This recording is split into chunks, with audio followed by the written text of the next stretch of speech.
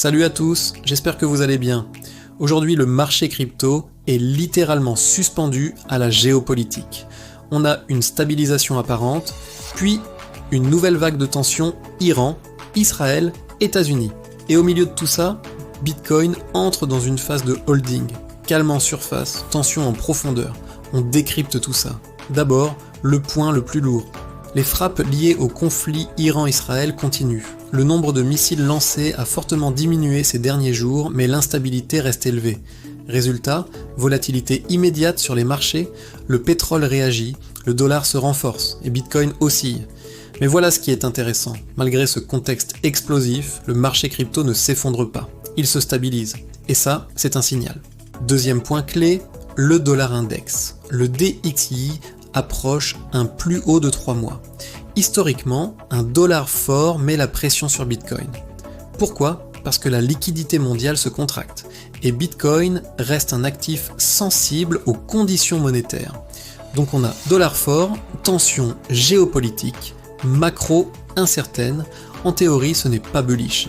Et pourtant, troisième élément très important, l'offre active de Bitcoin se contracte. Le marché entre dans une phase de rétention. Moins de BTC circulent activement, moins de vendeurs agressifs. Ça signifie quoi ? Que ceux qui détiennent ne paniquent pas massivement. On est dans une phase d'attente stratégique. Maintenant parlons institutions. Tom Lee évoque que la volatilité liée à l'Iran représente une prime de risque temporaire et que le bottom pourrait être proche. Attention, ce n'est pas une certitude. Mais c'est intéressant de voir que certains analystes considèrent que le marché price déjà le pire scénario, et quand le pire est déjà intégré, le marché peut surprendre. Côté Europe, BitGo étend ses services crypto conformes Mickea à travers l'EEE. Ça, c'est structurel. Pendant que le marché regarde les missiles, l'infrastructure réglementaire continue de se mettre en place, et ça, c'est long terme bullish. Autre sujet majeur aujourd'hui, l'IA et la blockchain. Plusieurs analyses évoquent l'émergence d'agents IA autonomes, capables de gérer du capital 24 heures sur 24. Certains parlent même d'IA devenant les plus gros détenteurs de Bitcoin dans la prochaine décennie. Ça peut paraître futuriste, mais réfléchis. Si des agents autonomes doivent transférer de la valeur sans banque, quelle infrastructure utilisent-ils ? Bitcoin devient alors une couche monétaire neutre. C'est un angle qu'on commence à voir émerger. Et ce genre de narrative peut prendre énormément d'ampleur sur plusieurs années. Maintenant, soyons lucides, tout n'est pas positif. Le Canada rejette des breakouts récents. Le pétrole reste volatile. Les marchés actions sont fragiles. Et si le dollar continue de grimper, Bitcoin pourrait encore tester des niveaux inférieurs. On n'est pas dans une euphorie, on est dans une zone de compression.